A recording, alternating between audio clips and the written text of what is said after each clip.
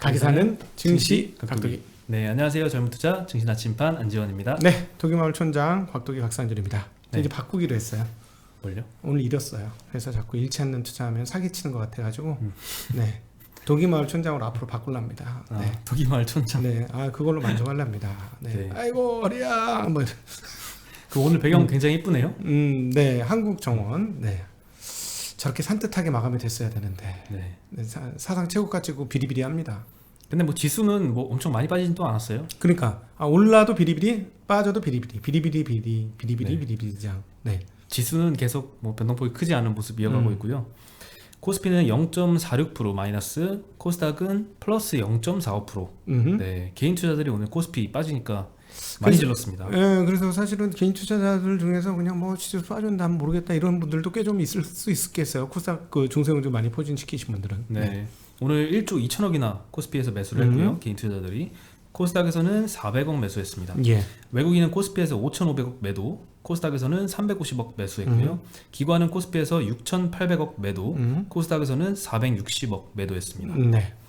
네, 오늘 중간 배당 락일이었습니다. 네. 네, 배당에 어제까지 산 분들은 배당이 아마 7월에서 8월 정도에 나올 예정이고요. 그렇죠. 네, 오늘부터 산 분은 이제 배당을 못 받았기 때문에 그 권리가 떨어지는 배당 락일이라 부르죠. 그래도 중간 배당이 있는 게 어디야? 옛날에는 아예 없었습니다. 예. 근데 이제 간혹 그런 분도 계세요. 그럼 배당 딱 주는 하루 전에 사가지고 배당만 먹고 팔면 되겠다. 그런 분들이 오늘 참교육 당한 날이었던 것 같습니다. 네, 배당을 받는 만큼 한 두 달 기다리셔야 돼요. 네. 회복하려면 은행주 같은 거 회복하는데 두세 달 걸립니다. 배당 준 거. 맞습니다. 네. 네, 근데 이번엔 좀 특이했던 게 중간 배당이 원래 안 주던 회사가 주기 시작한 경우도 있었고요. 네. 그리고 작년에 한 번 안 주다가 그렇기 때문에 올해는 더 많이 주지 않을까 이런 기대감이 있었던 종목도 있었어요. 그래가지고 예상보다 배당을 사실 주는 것보다 더 많이 빠진 것 같은 그런 느낌도 있었고요. 배당을 안 줄 수도 있을 것 같은데 빠진 종목도 있었습니다. 그럴 수도 네. 있죠. 네네. 네, 전체적으로 좀 고배당주들은 작년에 중간 배당을 안 했는데도 오늘 좀 빠진 경우가 좀 있었습니다. 네네네. 네, 좀 특이했던 하루였고요. 충분히 그럴 수 있을 것 같아. 예. 네, 그리고 오늘 게임주들이 좀 좋았습니다. 뭐 드디어 기다리고 기다리던 파노가 나왔죠. 네, 파노 너무 오랜만에 듣는 단어에서 파노 까먹을 뻔했어요. 파노란 단어를. 진짜. 네, 펄어비스라는 게임 회사에서 검은 사막 모바일 요 게임에 대해서 중국 파노가 발급이 됐고요. 2월 9일 이후로 4개월 만에 중국 정부가 파노를 발급했습니다. 야, 그리고 근데 우리나라만 안 준 건 아니고 중국도 잘 안 줬어. 네, 그래갖고 중국의 게임이 어떤 식으로 넘어갔냐면은 그래픽 고급화로 넘어갔어요. 그래가지고 그래픽 담당하는 엔지니어, 기술자, 개발자들이 네. 몸값이 천정부지로 올랐던 게 중국의 게임 현실이었습니다. 최근에. 그렇군요. 네, 많이 알죠? 많이 하시네. 이것저것 잡다하게 읽어요. 네, 그렇군요. 네, 검은 사막 모바일만 파노가 발급이 됐고요. PC랑 뭐 콘솔 게임 요거는 발급이 안 됐습니다. 퍼블리셔가 이제 다른 회사이기 때문에 그런데요. 근데 이걸 보면서 다시 한번 느끼는 게 참 인구수가 무섭긴 무섭구나. 응? 한국에 있을 때는 평가 못 받다가 중국 나간다 그러니까 미친 듯이 주가가 올라버려. 그렇죠. 네. 뭐 그런 업종이 뭐 게임주만은 아니잖아요. 그렇죠. 네, 먹는 것도 슬픈 그렇고. 현실인 것 같아요. 그래서 요즘 무슨 생각이냐? 주가 좀 올리려면 통일이 좀 돼야 되겠다. 그리고 저쪽에 애 좀 낳으라 그래라. 우리는 애 안 놓는 게 그냥 이제 어쩔 수 없이 막 부동산 가격도 비싸고. 그러니까 심각하더라고요. 애 하나 키울 때 얘기 들어보니까 애 하나를 키우면 정말 융숭하게 애를 키우려면 한 사람의 월급이 다 들어요. 본인이 나한테 그렇죠. 얘기한 거잖아. 제가 그렇게 얘기했나요? 내가 그거 얼마쯤 드니? 했더니 여기서부터 이 레인지가 이만큼 듭니다. 했더니 그 사람 한 사람 연봉이네. 내가 그랬었지 않습니까? 그렇죠. 네. 많이 듭니다. 그럼 애를 놓을 수가 없는 거지. 그렇죠. 이해가 됩니다. 참 많이 들긴 하죠. 그렇죠. 이거를 많이 힘들어서 애를 못 놓는 겁니다. 여러모로. 남자 여자 모두 다. 네, 맞습니다. 네, 이해해 주십시오. 네, 오늘 뭐 펄어비스는 그래도 많이 올랐습니다. 그래서 네.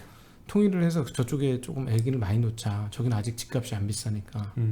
그런 엉뚱한 생각을 했다는 것이죠. 네, 죄송합니다. 네. 네, 세금도 아마 근데 한 3배로 늘어날 것 같습니다. 그러면 네, 뭐 펄어비스는 20% 상승을 했고요. 카카오 게임즈도 오늘 8% 상승을 했는데요. 네. 모바일 게임 신작 오딘이란 게임을 발표를 했습니다. 근데 출시 전부터 앱스토어, 애플 앱스토어 그리고 뭐 구글 플레이스토어에서 뭐 네. 1등을 했다고 합니다. 인기 게임 중에서요.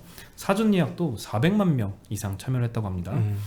오늘 코스닥에서는 업종 상승률을 보면요, 디지털 콘텐츠 업종이 이제 게임주들이 속한 업종이거든요. 네. 여기가 상승률 1위를 했습니다. 그렇겠죠. 펄어비스와 카카오 게임즈 덕분이었습니다. 워낙 큰 회사가 올라갔으니까. 네. 뭐 NC소프트 다음으로 큰 회사들이니까. 카카오는 요즘 정말 잘 나가는데요. 네. 카카오뱅크가 또 증권신고서 제출을 했습니다. 네. 공모 가격이 나왔습니다. 시총 기준으로 15조에서 18조 원. 그동안 뭐 장외 시장에서 거래되던 가격 거론했던 것보다는 많이 못 미치는 가격인 것 같아요. 상따를 생각하나? 그럼 40조잖아요. 30조에서 40조. 네. 네. 신주 발행은 이제 주식수의 16% 수준으로 2.5조 원 정도를 새로 공모할 예정이고요. 7월 말에 청약 후에 8월 초에 상장할 예정입니다. 네. 장외 가격이 이제 주당 이제 한 9만 원 정도였는데 그에는 못 미치는 약 3만 원 정도, 그때 3만 원대로 공모 가격이 결정이 됐고요. 밸류에이션 방식도 기존의 이제 플랫폼 기업들의 아주 고퍼를 적용하는 건 아니고요. 전통적인 금융주 밸류에이션 방법인 PBR 배수를 사용을 했습니다. 하지만 전통적인 금융주보다는 PBR이 훨씬 높은 배수를 적용을 받았습니다. KB증권, KB은행하고 이런 데는 무슨 생각을 할까 좀 궁금해져. KB 임원들은 무슨 생각을 할까? 그냥 위기감만 느낄까? 언짢음을 느끼까? 무슨 생각을 할까? 네. 네. 저도 궁금합니다. 그죠. 왜냐면 사실은 자기네들 입장에선 현재상 얘네가 정말 무서운 신인이다. 신인상 타고 앞으로 MVP 탈 애다라는 느낌이 올지라도 게임이 체급이 다르잖아. 우리는 헤비급이고 여기는 플라이급인데. 그렇죠. 근데 가격이 똑같아? 좀. 그렇죠. 근데 이제 타겟 고객층도 좀 많이 다른 것 같아요. 중금리 대출을 이제 주로 카카오뱅크는 영업을 할 예정이고요. 시중은행들은 뭐 시중 등급 약간 상위 그렇죠. 고객들 상대로 대출을 많이 하겠죠. 네, 그 카카오뱅크의 PBR 수준이 결정이 됐는데요. 평균 PBR은 이제 해외 4개의 디지털 금융회사 PBR을 적용을 했다고 합니다. 뭐 미국, 브라질, 러시아, 스웨덴 글로벌하게 가져왔습니다. 네, 평균 PBR 그래서 3.1에서 3.7배 정도로 다소 프리미엄이 부여된 수준입니다. 이 프리미엄을 정당화하려면 기존 은행권과 차별화된 서비스를 제공을 하는지 여부가 중요할 것 같고요. 카카오 기존 플랫폼과의 시너지를 낼 수 있는지도 중요할 것 같고요. 중금리 대출에 필요한 자체적인 신용평가 모델도 중요할 거고요. 그에 따른 대손관리 능력, 이것도 관건이 될 것 같습니다. 그렇죠. 네, 한국 금융지주가 카카오뱅크 지분을 갖고 있잖아요. 네. 네, 공모가 범위에 따라서 지분법 처분이익이 발생을 할 예정인데요. 네. 약 4,700억에서 5,700억 사이에 이익이 발생할 것으로 추정이 됩니다. 네. 아마 이거보다 더 많이 기대하지 않았을까요? 주주들은. 그러겠죠. 40조의 꿈을 꾸고 있었겠죠. 네, 그렇죠. 뭐 결국 이렇게 공모가가 확정이 되면서 오늘 한국금융지주는 한 5% 정도 하락해서 마감을 했고요. 네. 반면에 카카오는 아마 전일에 나스닥에서 기술주들이 많이 오른 영향도 있을 것 같은데 그래서 이제 오늘 플러스 2%로 마감을 했습니다. 네. 네. 그리고 SK바이오사이언스 소식인데요. 국내 최초로 식약처에 코로나 백신 임상 3상을 신청했습니다. 네. 네, 국내 제약사 백신이 이제 뭔가 나올 것 같은 느낌인데요. 오늘 주가는 뭐 0.6% 하락해서 마감을 했지만 꽤 의미 있는 소식이었던 것 같습니다. 국내를 시작으로 이제 국제 백신 연구소와 함께 유럽과 동남아에도 임상 3상을 진행할 예정이라고 합니다. 내년 상반기 상용화를 목표로 하고 있는데 내년 상반기면은 뭐 이미 백신 다 맞고 난 후 아닐까요? 그래도 백신 갖고 있어야지. 백신 없어가지고 허덕허덕 됐으니까. 네. 네. 설마 백신 또 맞을 일이 생기진 않겠죠? 제발 그래야 돼요. 근데 만만치 않습니다. 지금 뭐 델타 변이 확산되는 양이 영국이나 이런 데 장난 아니에요. 네. 뭐 매년 백신을 이제 맞아야 된다 뭐 이런 무서운 얘기도 나오긴 하는데요. 좀 그런 일이 안 생겼으면 감기 좋겠어요. 백신도 매년 맞는 분이 계시니까 뭐 틀린 얘기는 아닐 수도 있죠. 네. 그리고 오늘 GS그룹에서 휴젤 인수에 파격 베팅을 했다 이런 단독 보도가 나왔습니다. 일단 조회 공시에는 뭐 확정된 바 없다라는 답변이 있었고요. 하지만 소식 말씀드리면 휴젤은 이제 일단 시장 점유율 50% 차지하는 국내 1위 보톡스 업체입니다. 그렇죠? 예, 업계에 따르면 휴젤 인수를 노리는 신세계그룹이나 이제 글로벌 바이오 기업들 등 한 서너 개 정도의 경쟁사가 있는데요. 네. 이들보다 더 높은 가격을 제안을 했다라고 알려졌고요. 인수 대상은 베인 캐피탈의 휴젤 경영권을 포함한 지분 44%입니다. 경쟁 입찰이 아닌 수의 계약 방식으로 진행을 한다고 하고요. IB 관계자에 따르면 이제 GS가 왜 도대체 휴재를 인수하려고 하냐에 대해서 GS 칼텍스나 GS 에너지 등의 정유업종의 성장성이 한계에 봉착했다.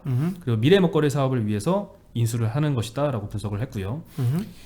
하지만 GS 그룹의 인수 가능성에 대해서는 부정적으로 보는 시각도 존재합니다. 여러 번 시도를 했었거든요. 이런 M&A 시장에서. 근데 GS가 네, 많이 포기한 사례들이 있습니다.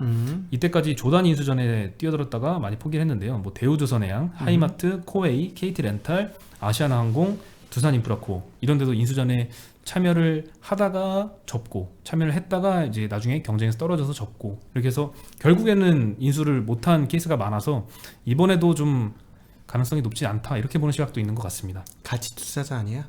이 가격 이상은 절대 못 사네. 그러네요. 얻어 걸리면 오케이. 그럼 우리가 이익이야. 버핏식 M&A. 근데 사실 버핏은 이렇지 않죠. 현금을 엄청나게 들고 있다가 정말 위험할 때 돈 빌려달라 그럴 때 진짜 엄청나게 높은 금리로 예전에 어디죠? 골드만삭스요? 아니요, 골드만삭스도 있었고요. 어디 뭐 먹는 회사인가 15%짜리 대출을 해줬어. 채권을. 와 진짜 그렇게 근데 거기서 할레이 데이비슨 할레이 데이비슨에 15%짜리를 발행한 거야. 그 회사 휘청휘청하니까. 근데 그쪽은 표시해서 오케이 하고 콜한 거지. 그렇죠. 일단 급하니까. 그러니까 그거 보면 정말 야같다는 느낌도. 어르신한테 제가 야같은데 죄송합니다. 네, 그러니까 아주 정확하게 돈 되는 거 외에는 안 하는 그런 모습 볼 수 있는데 GS도 사실 조금 그런 경향성이 없잖아 있지 않나요? 돈 되는 그렇죠. 사업에 집중하는 스타일이니까. 네. 예. 현금흐름이 빵빵해요 정말. 모든 산업이 다 현금흐름이 빵빵한 산업을 하고 있어. 그렇죠. 정유 리테일 다 그렇지 않습니까? 그러네요. 예. 그리고 오늘 좀 안타깝게 블록딜 소식이 2개나 나왔더라고요. 일단 하이브입니다. 네. 스틱 인베스트먼트에서 갖고 있는 하이브 지분 7.57%에 대해서 블록딜 매각을 했고요. 약 8,100억 원어치입니다. 전일 종가 대비 약 9% 정도 할인한 가격으로 매각을 했습니다.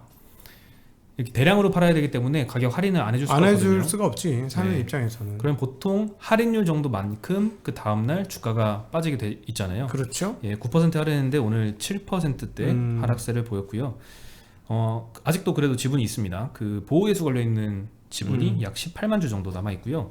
그리고 산업은행이 갖고 있는 KG 동부제철 지분 5.12% 갖고 있는데 이것도 블록딜로 매각을 했습니다. 약 1,000억 원어치이고요. 예. 매각가는 전일 종가 대비 약 할인율은 9% 적용이 됐다고 하고요. 오늘 주가는 KG 동부제철이 12% 하락해서 마감했습니다. 네, 산업은행은 요즘 좋네. 계속 돈 받네요. HMM에 이어서 지금 돈 나올 게 많죠. 신났네. 네. 몇 년 전만 해도 욕 많이 먹지 않았습니까? 그렇죠. 네. 그래서 이동걸 옛날 그 회장이 막 이동걸 회장하고 부산 옛날 해수부 장관이 잘했다는 식으로 다 막 얘기했지 않습니까? 네. 그렇죠. 네. 그리고 이제 오세훈 서울시장의 공약이 좀 실현이 될 것 같습니다. 네. 2040 서울시 도시기본계획, 일명 서울 플랜이라고 불리는데요. 다음 달에 발표할 예정입니다. 그동안 좀 가장 논란이었고 오세훈 시장의 공약이기도 했던 35층 아파트 층고 제한, 여기에 폐지하는 내용이 담길 것으로 예상이 됩니다. 네. 이번 계획이 발표되면 2014년에 수립했던 2030 서울 플랜은 이제 이걸로 대체하게 되고요. 2030 서울 플랜에 포함됐던 35층 층고 제한, 이것 때문에 재건축이나 재개발 사업이 많이 지연이 됐던 사례가 있었거든요. 특히 네. 성수동 쪽에 있었다고 하는데요. 이번 발표가 되면은 아마 그쪽이 제일 먼저 수혜를 받지 않을까 싶습니다. 네. 서울 한강변에서 이제 50층짜리 아파트를 보게 될 수 있을 것 같습니다. 참 아이러니하게 네. 오세훈 시장 덕분에 부동산 가격이 안정화될지도 모르겠어요. 장기적으로 보면은 사실 공급을 늘리는 것밖에 가격 안정을 시킬 수 있는 방법이 없지 않을까요? 지금 저게 35층에서 50층으로 하면 한 70% 공급이 증가되는 거 아닙니까? 네. 뭐 향후에 그 층고가 너무 높아서 문제가 있는지 없는지는 그때 생각을 하더라도 공급은 확실히 느는 거잖아요. 공급과 그쵸. 최고공급의 장기적으로만 보면 그러면 의외로 집값을 올릴 것이라고 생각했던 분이 집값을 떨어뜨리는. 단기간에 좀 집값이 좀 오르지 않을까요? 단기로는 뭐 목동 같은데 많이 올랐다고 하니까. 재건축 재개발 기대감이 네, 많이 많이 올랐죠. 올랐는데 시간이 지나면 오히려 떨어지는 공급이 많아져서 그럴 수도 있을 것 같아요. 네. 예, 건설주들도 좋아질 수 있겠죠. 이렇게 건설 수주가 많아지면. 그렇죠. 철강까지 봐야 되겠고. 예. 그렇죠. 음. 그리고 이제 5G 관련된 소식인데요. B통신사도 이제 5G 구축만 가능해졌다라는 소식입니다. 삼성전자나 네이버 등은 이제 비통신 기업이잖아요.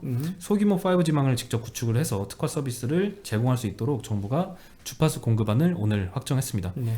예, 과학기술정통부에 따르면 28GHz 대역과 함께 중저대역인 4.7GHz 대역 이 주파수도 공급 대상에 포함시켰고요. 10월부터 공고를 거쳐서 11월 말에는 주파수를 공급을 할 계획이라고 합니다. 예, 조금씩 진행이 되네요. 네, 이것도 좀 많이 좀 더딘다는 얘기 들었는데. 근데 지난번에 반납했잖아요. 네. 통신사가 반납했는데 뭐 저렇게 소비 그거 자기네 쓰려고 하는 거 아니에요? 자기 먹으려고 농사 짓는 거 아닙니까? 네. 자기 뒷밭에다가. 그렇죠. 그러니까 사실은 별로 의미는 없다고 봐요. 근데 역시 왜 큰 의미는 통신사가 걷어들인 게 제일 큰 의미고 결국은 통신사는 4.5기가 상황에서 최소한 3년에서 5년 정도는 뽑아 먹어야 된다는 느낌을 진하게 안 받을 수가 없어요. 한국의 MM-웨이브는 2, 3년 이상 시간이 걸릴 가능성도 있다. 자선단체가 아니니까. 그렇죠. 본전 이상 뽑고 어느 정도 뽑고 나서 뭐 할까요? 뭐 이런. 그리고 사실 지금 스트리밍 서비스 뭐 이런 게 엄청난 게 필요 없잖아요. 그렇죠.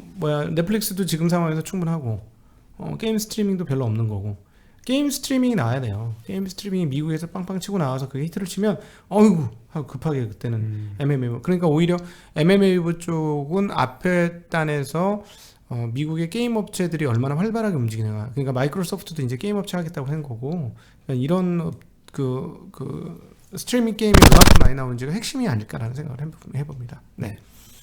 다음 주부터는 이제 실적 시즌에 돌입을 합니다. 삼성전자와 LG전자가 먼저 2분기 잠정 실적 데이터를 발표를 할 것 같습니다. 네. 네, 관련된 실적 확인해 봐야 될 것 같고요. 그리고 델타 변이 확산세는 지속이 되고 있는 것 같습니다. 영국에서는 하루에 1만 명 확진 얘기가 들리더니 이제 2만 명. 저기는 주사 상당히 많이 맞았는데 말이죠. 주사 많이 맞았죠. 네. 근데 또 미국 소식에 따르면은 백신을 접종 안 한 사람들이 특히 이 델타 변이 바이러스가 많이 검출된다고 하거든요. 그래서 일단 백신은 맞아야 된다. 맞춰줘. 우리 40, 50대는 버려졌어. 부지런히 검색을 하셔야죠. 우리 40대는 버려졌어. 50대 분들도 버려진 것 같아. 검색을 자주 해야 돼.